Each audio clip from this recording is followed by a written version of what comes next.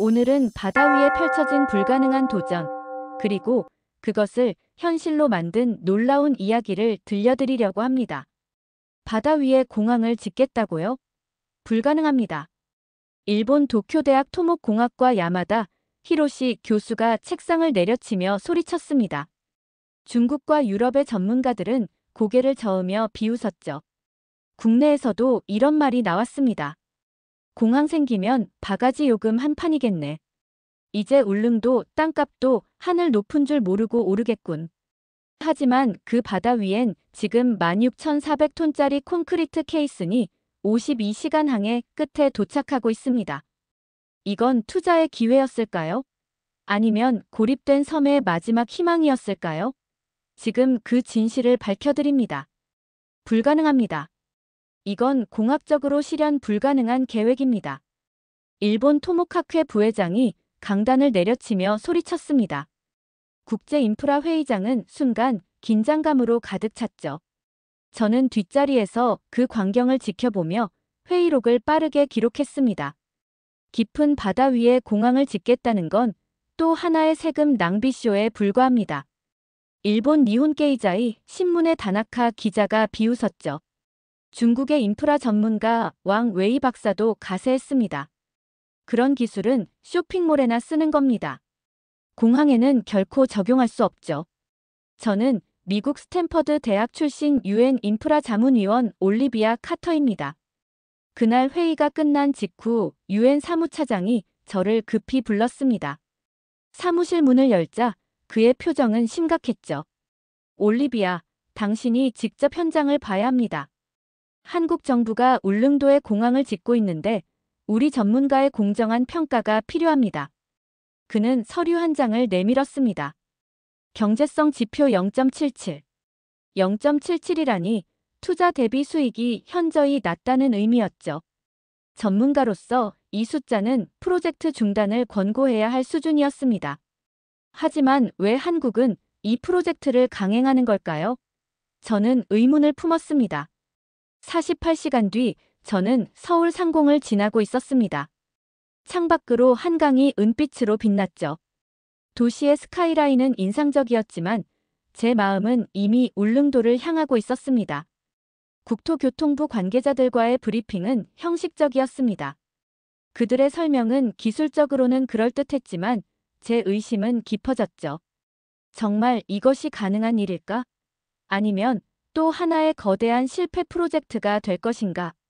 다음 날 새벽 울릉도행 헬기에 몸을 실었습니다. 태평양의 작은 섬에서 자란 저는 섬의 고립감을 잘 알고 있었죠.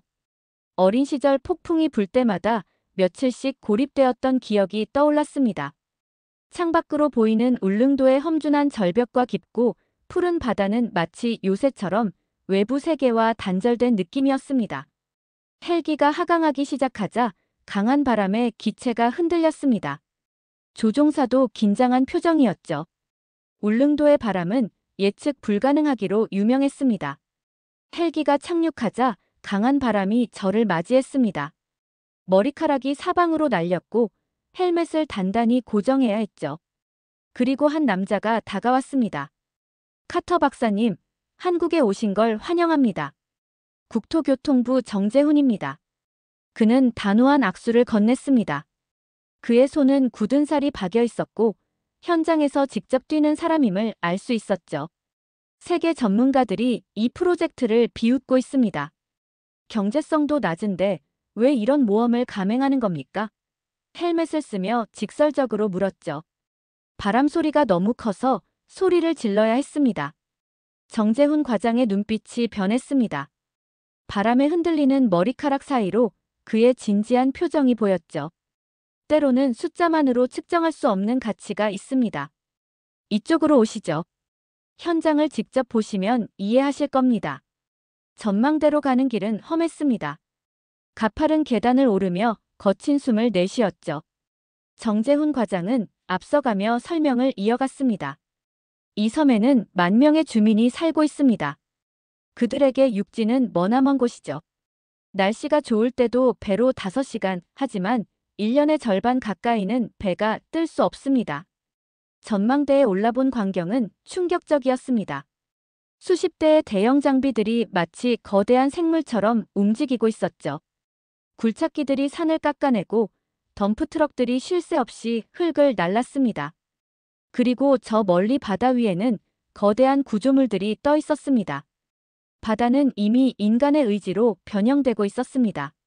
세계가 비웃든 말든 우리는 삼면이 바다인 나라에서 살아남는 법을 배웠습니다. 공간이 없으면 만들면 됩니다. 일본은 간사이 공항을 만들었고 중국은 홍콩 공항을 만들었죠. 하지만 그들은 상대적으로 얕은 바다에서 작업했습니다. 우리는 평균 수심 25m가 넘는 곳에 도전하고 있습니다. 정재훈의 목소리에는 자부심이 묻어났습니다. 울릉도 주민들은 7, 8시간 이상 소요되는 뱃길에 의존해 살아왔고 연평균 140일은 완전히 고립됩니다. 작년에는 153일이나 배가 뜨지 못했죠. 이 공항은 그들에게 생명선입니다.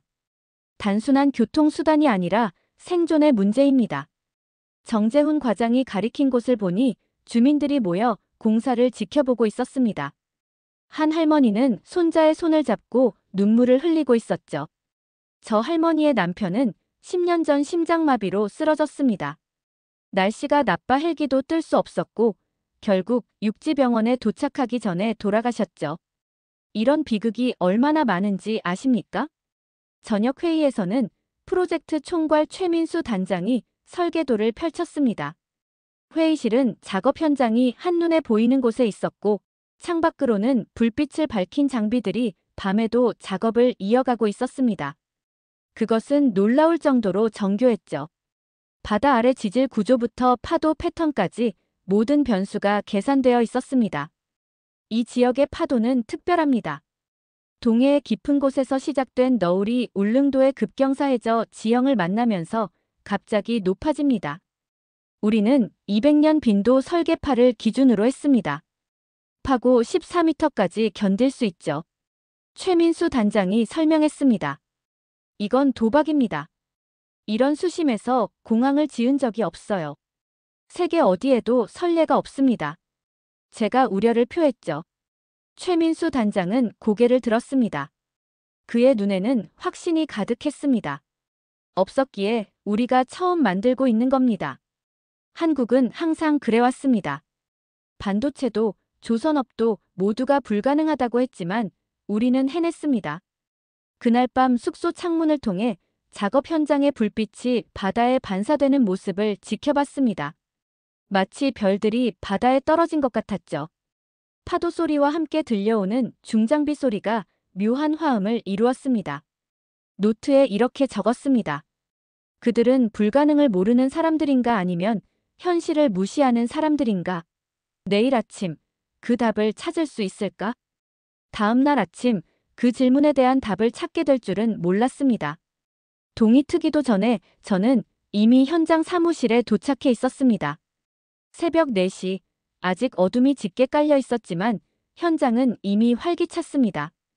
어제 본 영상 속 거대한 콘크리트 구조물을 직접 보고 싶었던 것이죠. 최민수 단장은 벌써 컴퓨터 앞에 앉아 있었습니다. 모니터에는 기상 데이터와 해상 상태가 실시간으로 업데이트되고 있었죠. 일찍 오셨군요. 오늘은 특별한 날입니다.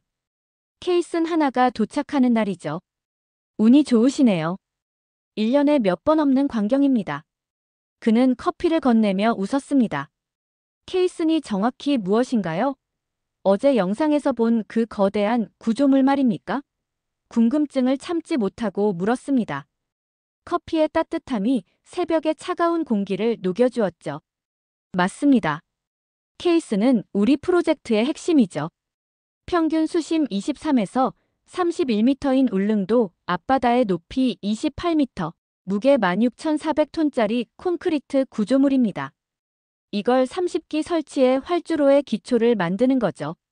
그는 모니터를 돌려 자세히 보여주었습니다. 화면에는 아파트 10층 높이와 맞먹는 거대한 구조물이 있었습니다. 단면도를 보니 내부는 격실로 나뉘어 있었고 각 격실은 정밀하게 계산된 구조였습니다. 수치만 들어도 충분히 놀라웠지만 실제 모습은 더욱 압도적이었죠.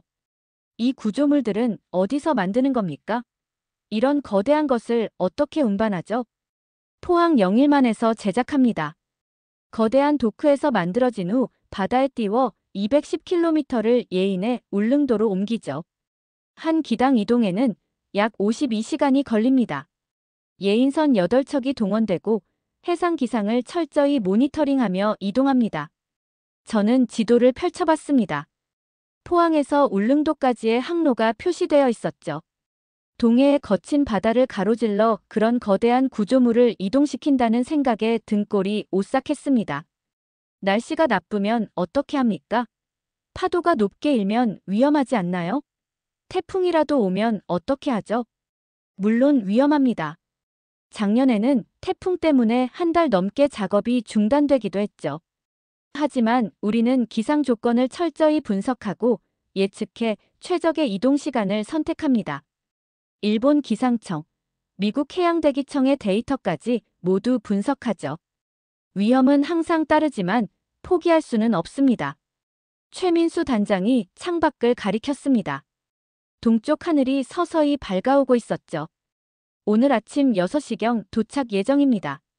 함께 나가서 보시죠. 해안으로 나가자 차가운 바닷바람이 얼굴을 때렸습니다. 하지만 현장의 열기는 뜨거웠죠. 수십 명의 작업자들이 각자의 위치에서 준비를 하고 있었습니다. 저 멀리 수평선 위로 무언가가 보이기 시작했습니다.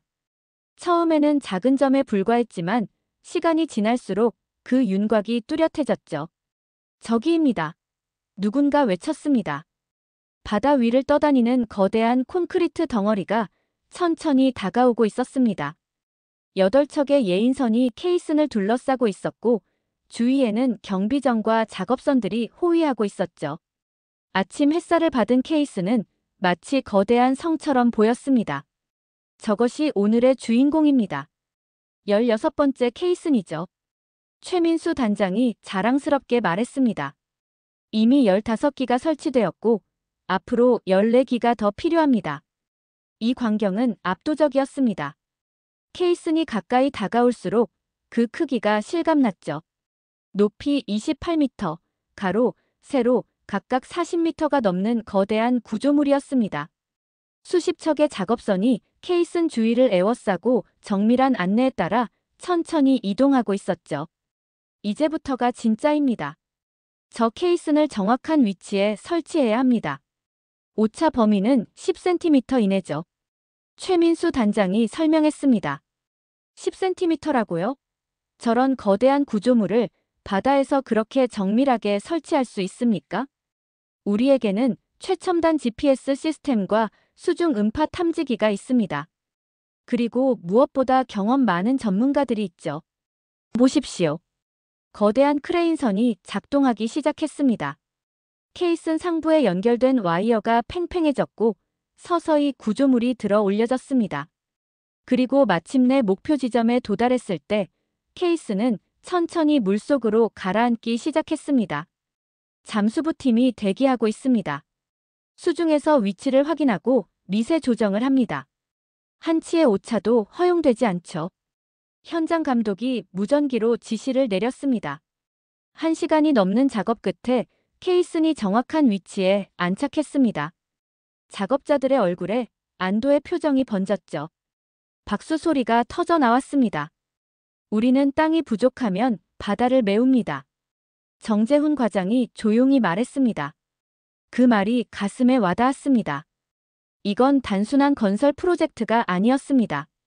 자연의 한계를 극복하려는 인간 의지의 표현이었고 국가적 필요에 의한 과감한 도전이었죠. 이건 단순한 구조물이 아니라 바다 위의 예술입니다. 인간이 만들어낸 기적이죠. 감탄을 금치 못하고 말했습니다. 최민수 단장은 미소를 지었습니다. 아직 시작일 뿐입니다. 이 케이슨들은 방파제 역할과 파도 분산, 그리고 활주로 기반 기능을 동시에 수행하죠.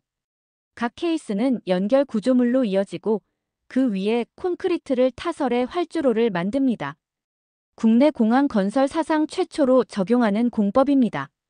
바다 위에 떠있는 그 거대한 구조물을 바라보며 세계가 불가능하다.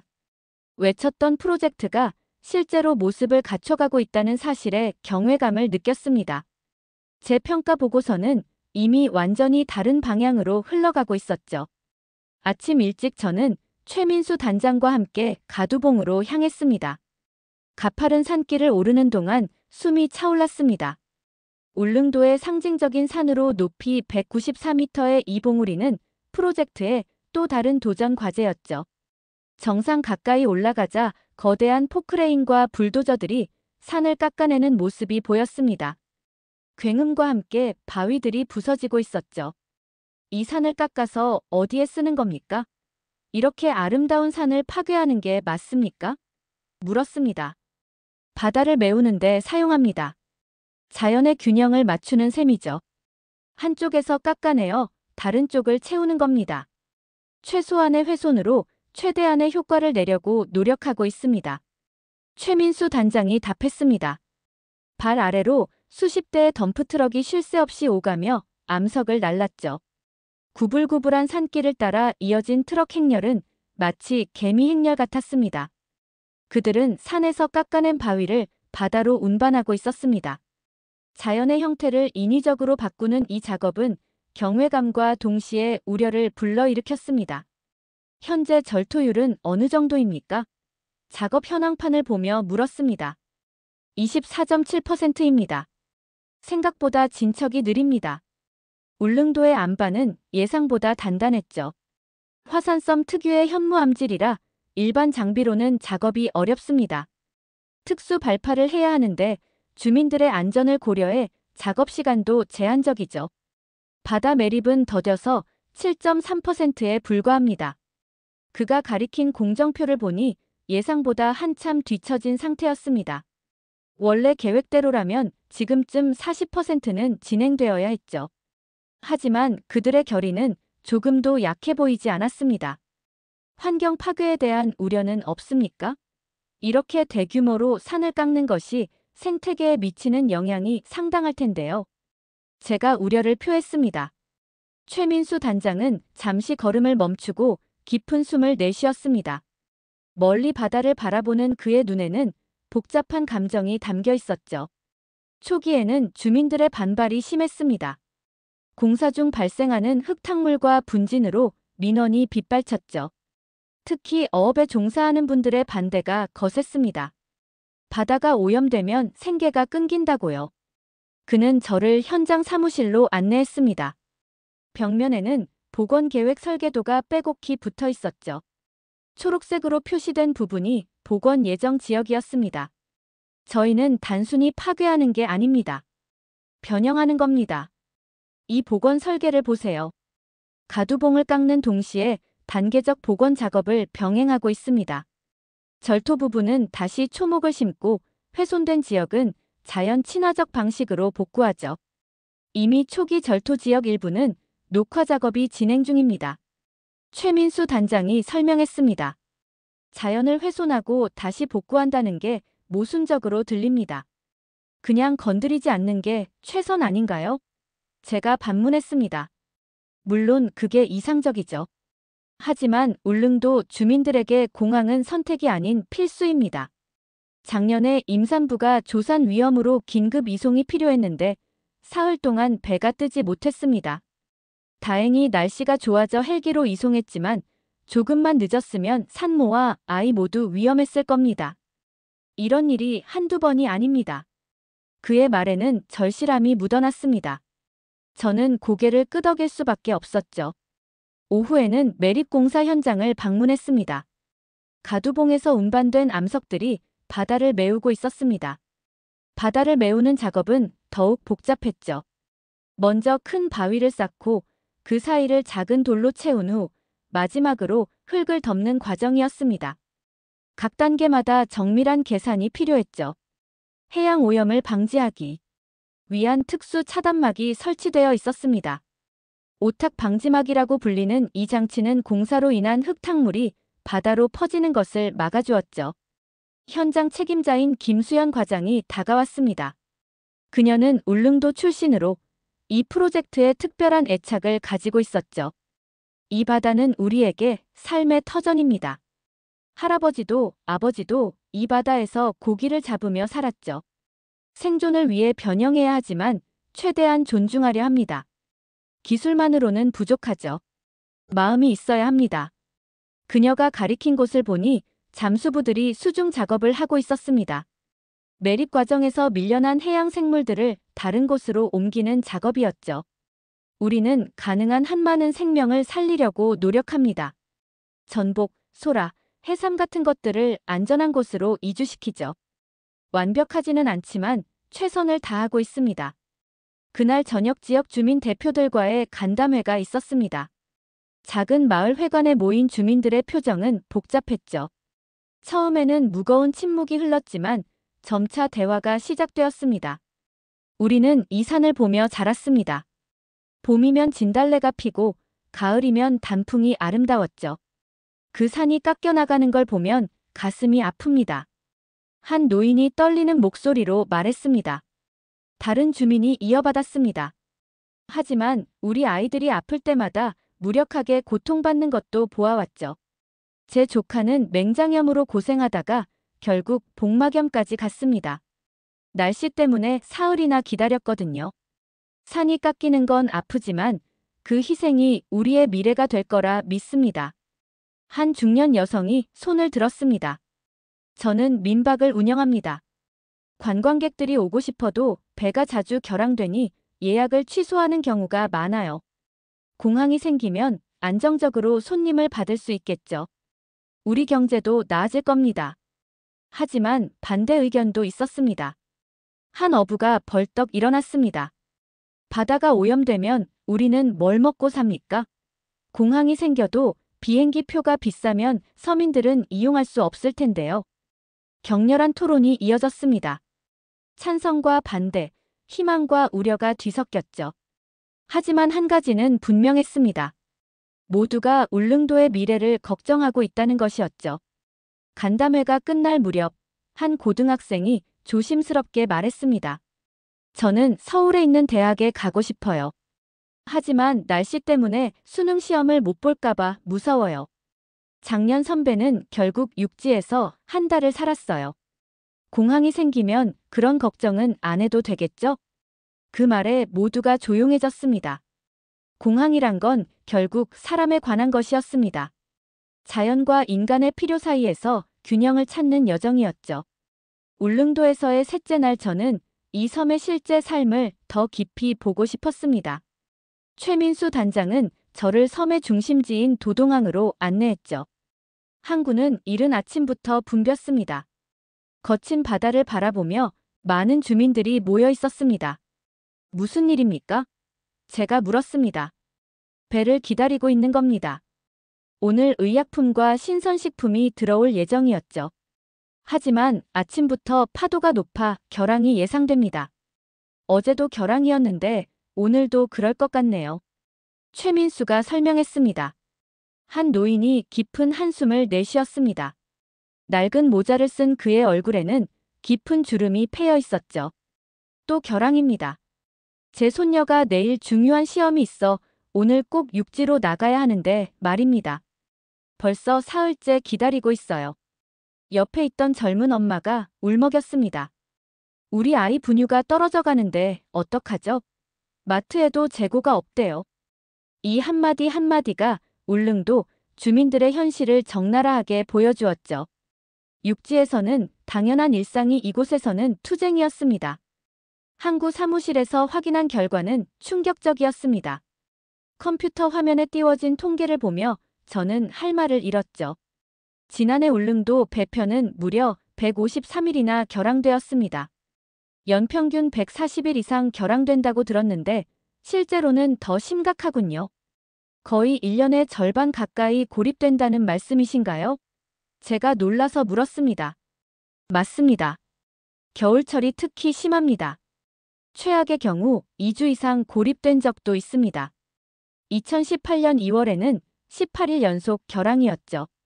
중환자가 발생하면 해경 헬기를 불러야 하는데 날씨가 나쁘면 그마저도 불가능합니다.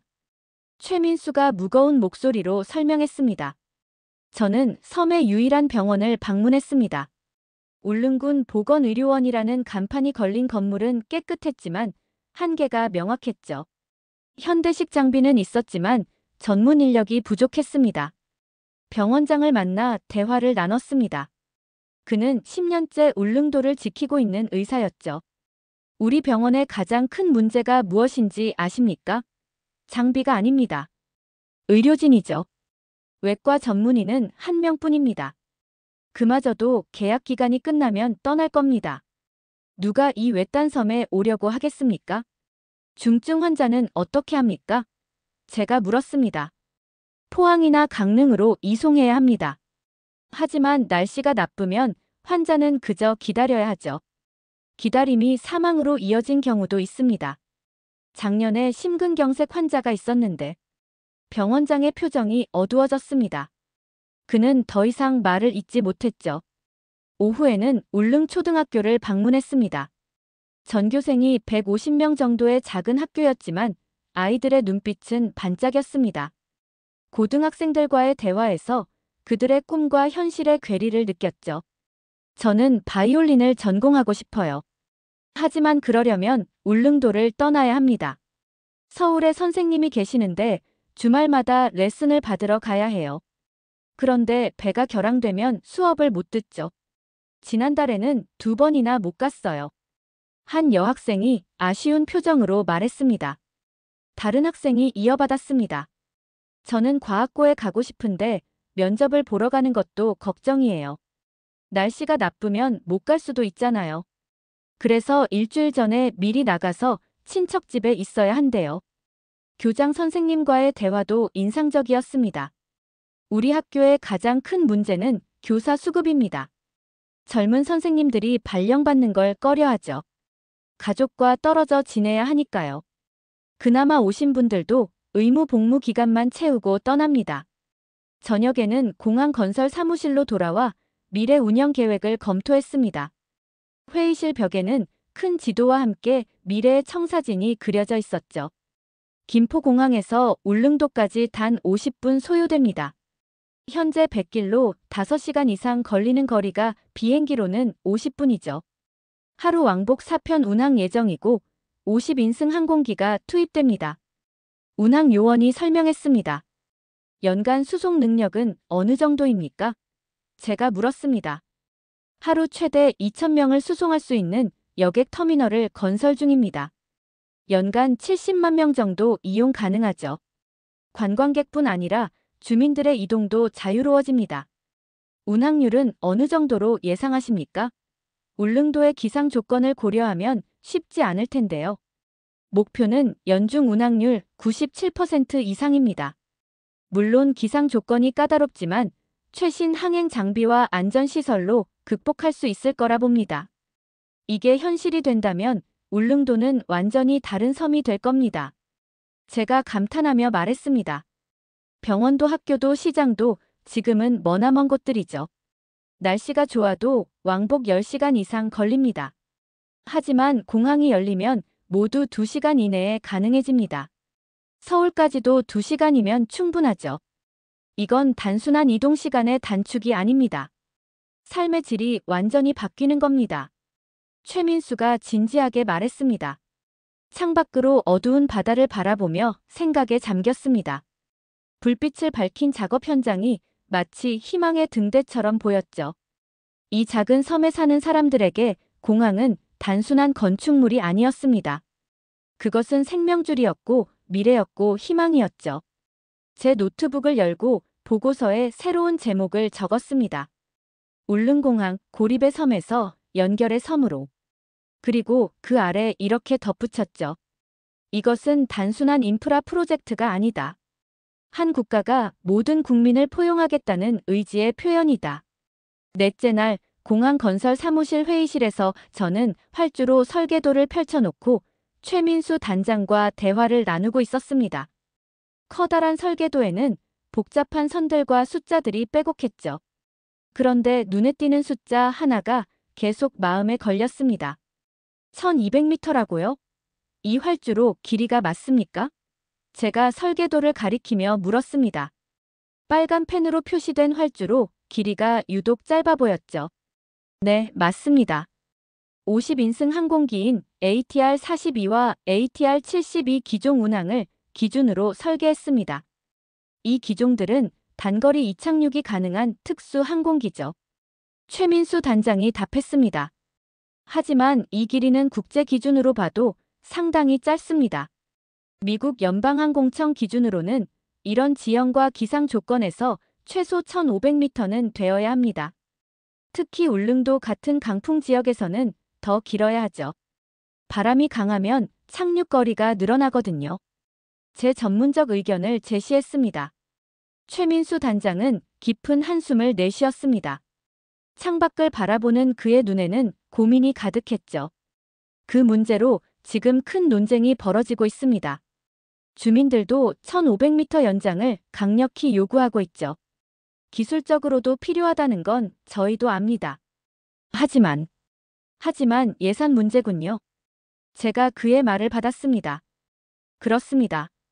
그리고 그것보다 더 복잡한 문제들이 얽혀 있죠. 그날 오후 울릉도 주민 대표단과의 간담회가 열렸습니다. 회의실은 팽팽한 긴장감으로 가득했죠. 지역 주민 대표인 이철수 씨는 분노에 찬 목소리로 말했습니다. 우리한테 활주로 300m는 생명입니다. 그는 주먹으로 탁자를 쳤습니다. 악천 후에 비행기가 착륙하지 못하면 도대체 무슨 의미가 있습니까? 배는 못 뜨고 비행기는 못 내리고 그럼 우리는 계속 갇혀 살라는 겁니까? 주민들이 서명 운동을 벌이고 있다고 들었는데 어느 정도 진행됐습니까? 제가 물었습니다. 다른 주민 대표가 두꺼운 서류 뭉치를 꺼냈습니다. 울릉도 인구 1만 명 중 8,000명 이상이 서명했습니다. 어린아이와 노인들 빼고는 거의 다 참여했죠. 독도에서도 퍼포먼스를 진행했고 국회에도 청원을 넣었습니다. 하지만 정부는 여전히 귀를 기울이지 않습니다. 한 중년 여성이 눈물을 글썽이며 말했습니다. 제 아들이 조종사입니다. 제주도 공항에서 일하죠. 그 아이가 그래요. 엄마, 1200m는 너무 짧대요. 비상시에 위험할 수 있대요. 전문가인 제 아들도 그렇게 말하는데 왜 정부는 모른 척합니까? 다음 날 저는 국토교통부 관계자와 영상회의를 했습니다. 서울 사무실에 있는 그의 표정은 딱딱했죠. 그는 경제적 이유를 강조했습니다. 300m 연장 시 약 1조 원이 추가로 소요됩니다. 현 예산 상황에서는 절대 불가능합니다. 이미 예산이 7,900억 원까지 증가한 상황입니다. 그가 단호하게 말했습니다. 그 비용 산정 방식이 투명하지 않습니다. 미터당 33억 원이라는 계산인데 이는 일반적인 공항 건설 비용의 몇 배에 달하는 금액입니다. 어떻게 이런 계산이 나왔는지 산정 근거를 보여주실 수 있습니까? 제가 따져 물었습니다. 그는 명확한 답변을 회피했습니다. 화면 너머로 불편한 기색이 역력했죠. 대신 다른 카드를 꺼냈습니다. 이마스 시스템을 설치할 계획입니다.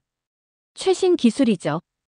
이것으로 활주로 길이 부족 문제를 해결할 수 있습니다. 이마스요? 제가 되물었습니다. 네. 이마스는 활주로 끝단에 설치되는 특수 재질로 비상 상황에서 항공기가 활주로를 이탈할 경우 제동을 돕는 시스템입니다. 미국에서도 많이 사용하고 있죠. 이마스는 임시 방편입니다. 근본적인 해결책이 아니죠. 이건 안전을 위한 최소한의 장치일 뿐입니다. 활주로가 충분히 길다면 필요 없는 장치를 왜 설치해야 합니까? 제가 지적했습니다. 그는 더 이상 대답하지 않았습니다. 영상회의는 어색한 분위기 속에서 끝났죠. 그날 저녁 저는 한국의 다른 지방 공항 설계 자료와 울릉도의 기상 데이터를 비교 분석했습니다. 노트북 화면에는 복잡한 그래프와 표가 가득했죠. 결과는 명확했습니다. 울릉도의 강풍과 돌풍은 다른 어떤 지역보다 심각했고 안전 마진이 더 필요했습니다. 특히 겨울철 북서풍은 순간 풍속이 초속 30m를 넘는 경우가 자주 있었습니다. 이런 조건에서 1200m 활주로는 분명 위험 요소였죠. 제 보고서에 이렇게 적었습니다. 현재 설계된 1200m 활주로는 기술적으로는 최소 기준을 충족하나 실제 운항 안전을 고려할 때 1500m로의 연장이 강력히 권고됨. 이는 예산 문제가 아닌 안전과 신뢰성의 문제임. 특히 울릉도의 특수한 기상 조건을 고려할 때 활주로 연장은 선택이 아닌 필수임. 창밖으로 거친 바다를 바라보며 생각했습니다. 파도가 높게 일고 있었고 바람은 여전히 거셌죠. 여기서 300m는 단순한 거리가 아니었습니다.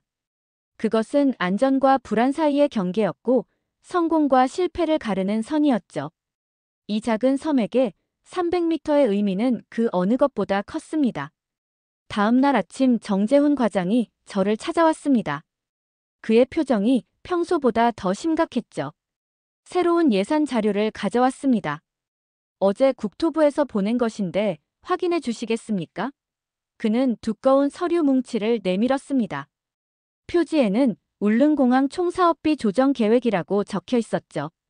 첫 페이지를 넘기자 숫자들이 눈에 들어왔습니다. 초기 계획은 5천억 원이었지만 2019년 기준 6,633억 원으로 조정되었고 최근 보도에 따르면 7,902억 원까지 언급되고 있었습니다. 예산이 계속 불어나고 있었죠. 이렇게 예산이 계속 증가하는 이유가 무엇입니까? 초기 계획에서 50% 이상 증가했는데요. 제가 물었습니다. 물가 상승, 자재비 증가, 설계 변경 등 여러 요인이 있습니다. 특히 케이슨 제작 비용이 예상보다 많이 들었죠. 하지만 가장 큰 문제는 활주로 연장 문제로 인한 갈등으로 공사가 지연되면서 발생하는 비용입니다. 논쟁이 길어질수록 비용은 계속 증가합니다. 국토교통부가 제시한 자료에 따르면 활주로를 1500m로 연장할 경우 약 1조 원의 추가 비용이 발생한다고 했습니다. 그러나 그 상세 내역을 살펴보니 의문점이 많았죠. 이 비용 산정 근거가 너무 불투명합니다. 어떻게 300m 연장에 1조 원이 들 수 있습니까? 미터당 33억 원이 넘는 금액인데 이는 국제 표준의 몇 배에 달하는 금액입니다. 뭔가 숨기는 게 있는 것 아닙니까? 제가 지적했습니다. 정재훈 과장은 조심스럽게 말했습니다. 저희도 의아합니다. 하지만 상부에서는 이 수치를 고집하고 있죠. 아마도. 그는 말을 멈췄습니다. 아마도 뭡니까? 제가 재촉했습니다. 아마도 활주로 연장을 막기 위한 의도적인 부풀리기일 수도 있습니다. 하지만 이건 제 추측일 뿐입니다. 그날 오후 국회의원과 지역 주민 대표들이 현장을 방문했죠. 대형 버스에서 내린 그들의 표정은 비장했습니다. 회의실은 금세 긴장감으로 가득했습니다. 안전보다 속도를 우선하는 정책은 위험합니다. 예산이 많이 든다고 안전을 포기할 수는 없습니다. 이것은 울릉도민의 생명과 직결된 문제입니다. 주민 대표가 목소리를 높였습니다. 국회의원은 노트북을 열어 해외 공항 건설 사례를 보여주었죠. 화면에는 여러 나라의 소규모 공항 사례가 나타났습니다. 일본 오키섬 공항은 울릉도와 비슷한 조건에서 1800m 활주로를 건설했습니다. 노르웨이의 작은 섬 공항들도 최소 1500m는 확보하고 있죠. 그들도 할 수 있다면 우리도 가능합니다. 기술 강국 한국이 왜 못하겠습니까? 국토교통부 관계자는 평온한 표정을 유지하려 했지만 긴장감이 역력했습니다. 그는 준비해온 자료를 펼쳤죠. 예산에는 한계가 있습니다. 모든 것을 다 할 수는 없습니다. 우리는 가장 효율적인 방안을 선택해야 합니다. 이미 7,900억 원이라는 막대한 예산이 투입되고 있습니다. 주민단체 대표가 자리에서 벌떡 일어났습니다. 그는 떨리는 목소리로 외쳤습니다. 돈보다 생명이 우선입니다. 이건 300m의 문제가 아닙니다. 우리 아이들의 안전, 우리 부모님들의 생명과 직결된 문제입니다. 예산 타령 그만하고 사람을 먼저 생각해 주십시오. 회의는 격렬해졌습니다. 1시간이 넘도록 논쟁이 이어졌죠. 양측의 입장은 평행선을 달렸습니다. 회의가 끝난 후 저는 사무실에 남아 예산 자료를 더 분석했습니다. 숫자들을 하나하나 검토하던 중 무언가 이상한 점을 발견했죠. 비용 산정이 과도하게 부풀려진 흔적이 있었습니다. 특정 항목들이 시장 가격의 두세 배로 책정되어 있었죠. 마치 활주로 연장을 의도적으로 어렵게 만드는 듯 했습니다. 저녁에 최민수 단장을 다시 만났습니다. 작은 식당에서 저녁을 먹으며 솔직한 대화를 나눴죠. 이 논쟁의 본질은 무엇입니까? 정말 예산 문제인가요? 아니면 다른 이유가 있습니까? 제가 직설적으로 물었습니다. 최민수 단장은 소주잔을 내려놓고 창밖을 바라보며 깊은 한숨을 내쉬었습니다. 바다는 어둠 속에서도 거칠게 파도치고 있었죠. 이 논쟁은 예산이 아니라 책임의 문제입니다. 만약 공항이 개항된 후 사고가 발생한다면 그 책임은 누구에게 돌아갈까요? 1200m로 했다가 사고가 나면 왜 연장하지 않았냐고 할 것이고 1500m로 했는데 예산 초과가 심하면 왜 낭비했냐고 하겠죠. 활주로를 짧게 하면 그 책임에서 벗어날 수 있을까요? 이건 단순한 예산 전쟁이 아닙니다. 생명과 책임이 서로 맞닿아 있는 것이죠. 그의 말에는 깊은 고뇌가 담겨 있었습니다. 저는 그제야 이 프로젝트가 얼마나 복잡한 이해관계 속에 있는지 깨달았죠. 울릉도에서의 일주일째 저는 정부 합동 브리핑에 참석했습니다. 대형 회의실에는 여러 부처 관계자들이 모였죠. 이날은 울릉공항의 기술적 안전 설계와 전략적 의미에 대한 논의가 있었습니다. 회의실에는 국토교통부뿐 아니라 해양수산부, 국방부 관계자들도 자리하고 있었습니다. 울릉공항의 가장 큰 기술적 도전은 바다의 거친 환경입니다. 동해는 예측 불가능하고 파도는 거셉니다. 이 공항은 어떻게 이런 극한 환경에 대비하고 있습니까? 제가 질문을 던졌죠. 기술 책임자가 대형 스크린에 도면을 띄웠습니다. 복잡한 구조도와 함께 시뮬레이션 영상이 재생되었죠. 울릉해역은 동해에서도 특히 파도가 거센 곳입니다. 겨울철 북서풍이 불 때는 파고가 10m를 넘기도 하죠. 우리는 200년 빈도의 설계파를 기준으로 방파제와 활주로, 구조물을 설계했습니다. 쉽게 말해 200년에 한 번 올 정도의 강한 파도에도 견딜 수 있는 구조물을 만들고 있는 겁니다.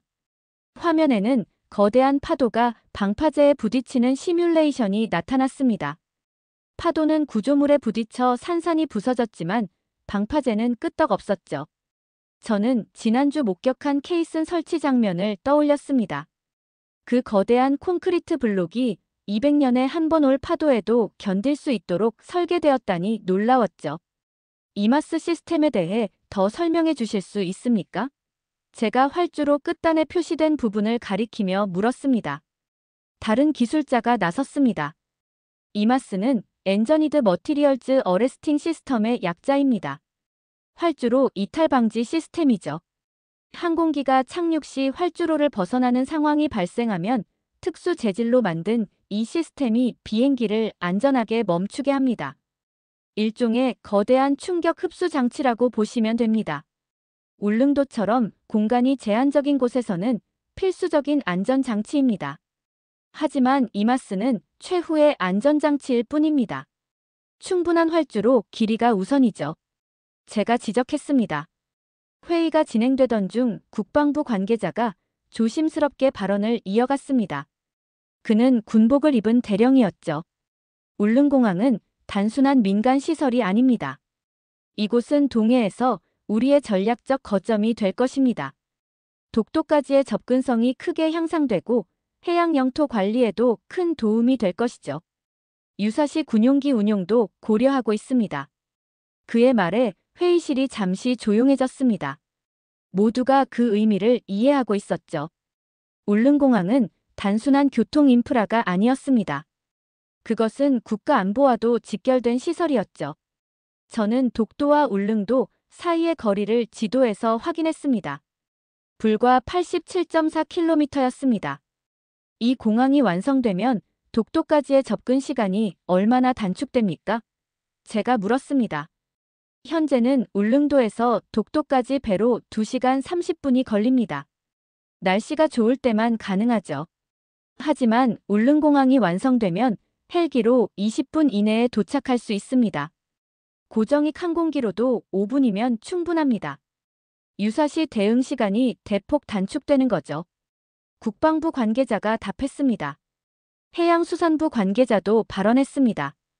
어업 지도와 해양 연구에도 큰 도움이 될 것입니다. 지금은 조사선이 울릉도까지 가는 데만 하루가 걸리는데 항공기를 이용하면 당일 조사가 가능해집니다. 저녁에는 최민수 단장과 함께 울릉도 동쪽 해안가를 걸었습니다. 파도 소리가 크게 들렸고 멀리 등대 불빛이 반짝였죠. 그가 멀리 수평선 너머로 독도의 위치를 가리키며 말했습니다. 카터 박사님, 기술로 국경을 넓히는 나라가 바로 한국입니다. 좁은 국토에서 시작했지만 우리는 바다로, 하늘로 영역을 확장해 왔습니다. 울릉공항은 그 연장선상에 있죠. 그의 말에 깊이 공감했습니다. 한국은 좁은 땅에서 시작해 세계로 뻗어나간 나라였죠. 이곳에 건설되는 공항은 단순한 교통 인프라가 아니었습니다. 그것은 국가의 지리적 한계를 극복하고 영토를 확장하는 기술적 성취였습니다. 울릉도는 동해의 전진기지입니다. 이곳에 공항이 생기면 우리의 해양 주권은 더욱 확고해질 겁니다. 일본이 독도 문제를 제기할 때마다 우리는 더 빠르게 대응할 수 있죠. 제 보고서에 이렇게 적었습니다. 공항 하나가 국가 전략의 축이 되는 시대, 울릉공항은 그 상징이다. 이것은 단순히 사람과 물자를 운송하는 시설이 아니다. 국가의 영토를 실질적으로 확장하는 전략적 인프라다. 울릉도에서의 마지막 날이 다가왔습니다. 일주일 동안 저는 이 프로젝트의 모든 면을 살펴봤죠. 기술적 도전, 경제적 부담, 정치적 갈등, 그리고 무엇보다 사람들의 절실한 필요를 목격했습니다. 마지막 날 아침, 저는 현장 사무실에서 최종 브리핑을 받고 있었습니다. 벽면에 걸린 공정표가 눈에 들어왔죠. 빨간색과 파란색으로 표시된 진행 상황이 한눈에 보였습니다. 당초 개항 예정일이 2025년이었다고 들었는데 현재는 어떻게 진행되고 있습니까? 제가 물었습니다. 최민수 단장은 고개를 저었습니다. 그의 표정에는 아쉬움이 묻어났죠. 안타깝게도 여러 이유로 지연되고 있습니다.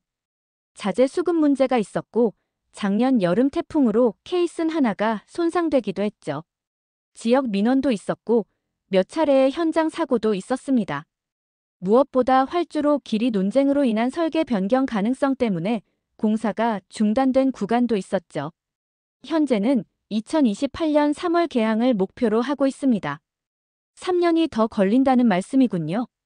제가 계산해봤습니다. 네, 하지만 그것도 낙관적인 전망입니다. 만약 활주로 연장 문제가 해결되지 않으면 더 늦어질 수도 있죠. 현재 공정률은 어느 정도입니까? 제가 다시 물었죠. 오늘 기준 61.41%입니다. 가두봉 절토와 케이슨 설치는 예정대로 진행 중입니다. 16기의 케이슨이 이미 설치됐고 가두봉 절토도 24.7% 완료됐죠. 하지만 바다 매립 부분과 여객 터미널 건설이 다소 지연되고 있습니다. 특히 터미널 설계가 확정되지 않아 착공을 못하고 있는 상황입니다. 창밖으로 보이는 공사 현장은 여전히 활기찼습니다. 이른 아침부터 중장비들이 움직이고 있었고 작업자들이 분주히 오가고 있었죠. 3년의 지연이 있더라도 그들은 포기하지 않고 묵묵히 일하고 있었습니다. 카터 박사님, 유엔에 제출하실 최종 보고서는 어떤 내용이 될까요? 정재훈 과장이 조심스럽게 물었습니다. 그의 눈에는 기대와 우려가 함께 담겨 있었죠. 저는 노트북을 열어 작성 중인 보고서를 보여주었습니다. 제목은 하늘을 품은 섬, 울릉공항 프로젝트였죠. 처음 이곳에 왔을 때는 회의적이었습니다. 경제성 수치가 낮고 세계 전문가들의 비판도 많았으니까요. 바다 위에 공항을 짓는다는 발상 자체가 무모해 보였죠. 하지만 이곳에서 보낸 시간은 제 관점을 완전히 바꾸어 놓았습니다. 회의실에 모인 엔지니어들과 행정 담당자들이 주목했습니다. 그들의 눈빛에서 자부심과 기대감이 느껴졌죠. 이 프로젝트는 단순한 공항 건설이 아닙니다. 저는 화면을 넘기며 설명을 이어갔습니다. 이것은 국가가 국민을 위해 어디까지 갈 수 있는지 보여주는 상징입니다. 기술적으로는 혁신적이고 전략적으로는 필수적이며 인도주의적으로는 생명을 구하는 프로젝트죠. 저는 보고서의 마지막 페이지를 넘겼습니다. 결론 부분이었죠. 울릉도는 이제 외딴 섬이 아니라 국가의 최전선입니다. 처음에는 비웃던 세계가 이제는 배우려 하고 있습니다. 일본 전문가들이 시차를 왔고 중국에서도 벤치마킹하려 합니다. 불가능을 가능으로 만드는 한국의 기술력은 다시 한번 증명되고 있습니다. 그러나 저는 우려사항도 명확히 지적했습니다. 다만 활주로 길이 문제는 반드시 해결되어야 합니다. 안전은 타협의 대상이 아닙니다. 경제성을 이유로 안전을 포기한다면 이 프로젝트의 의미는 퇴색될 것입니다. 회의가 끝난 후 마지막으로 케이슨이 설치된 현장을 방문했습니다. 정재훈 과장과 최민수 단장이 동행했죠. 거대한 콘크리트 구조물 위에 올라서니 울릉도가 한눈에 들어왔습니다. 16개의 케이슨이 일렬로 늘어서 있었고 그 위로 파도가 부서지고 있었습니다. 불과 몇 주 전 이곳은 그저 깊은 바다였습니다. 이제는 인간의 의지로 만들어낸 새로운 땅이 되어가고 있었죠. 떠나기 전에 한 가지 궁금한 게 있습니다. 왜 이런 어려운 도전을 시작했습니까? 세계가 불가능하다고 했는데도 말이죠. 최민수 단장에게 마지막 질문을 던졌습니다.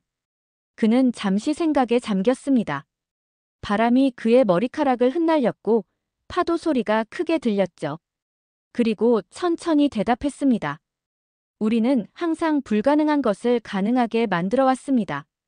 일제강점기를 겪고 전쟁의 폐허에서 시작했죠. 자원이 부족했기에 창의적이 되어야 했고 땅이 좁았기에 바다로 나아갔습니다. 반도체도 조선업도 자동차도 모두 그렇게 시작했습니다.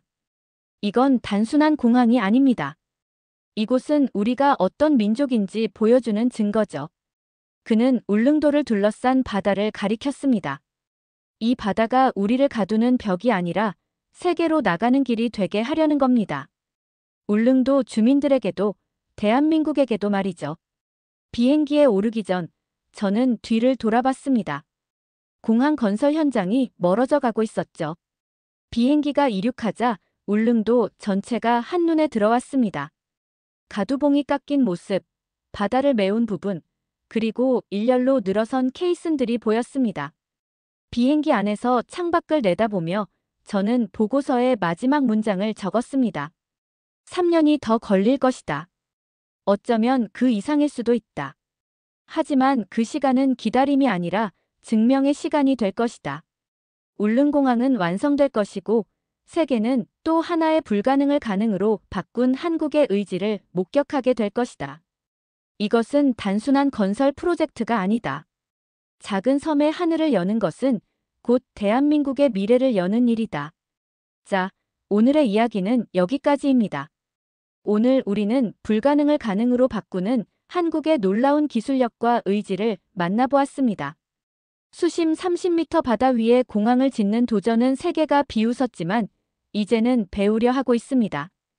16,400톤의 거대한 케이슨을 바다에 설치하고 194m 높이의 산을 깎아 바다를 메우며 200년 빈도의 파도에도 견디는 구조물을 만드는 것.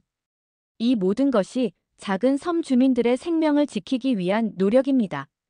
섬 주민들의 생명을 지키고 국가의 새로운 전략적 거점을 만들며 기술로 국경을 넓히는 이 프로젝트는 한국이 어떤 나라인지 명확히 보여주고 있습니다. 비록 활주로, 길이 논쟁과 예산 문제로 어려움을 겪고 있지만 그들의 도전은 계속될 것입니다. 앞으로도 세계 곳곳에서 펼쳐질 한국 기술의 기적을 기대해 주세요.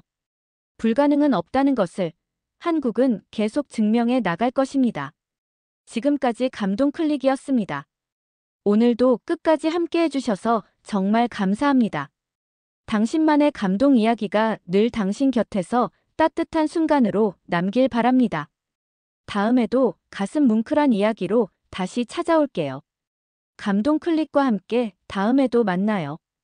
오늘도 행복한 하루 되세요. 사랑합니다. 감동 클릭, 우리들의 이야기. 작은 꿈도 커지는 이 순간, 웃음과 함께 나아가요. 마음이 크게 울려요. 시청해주셔서 감사합니다. 앞으로 더 좋은 영상으로 보답해드리겠습니다.